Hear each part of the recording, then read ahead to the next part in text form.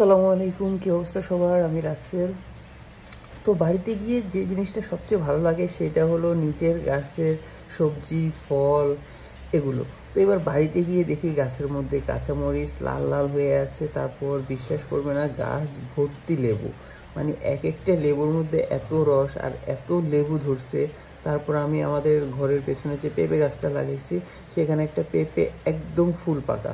তো এরকম পেঁপে নর্মালি বাজারে দেখা যায়, বাট বাজারগুলো এত মজা হয় না। তারপর আম্মু পারলো আর আমি নিচ থেকে ক্যাচ ধরলাম, এই দেখুন পেঁপেটা, মানে পুরা পেঁপেটা একদম লাল লাল হয়ে গেছে আর এত মিষ্টি।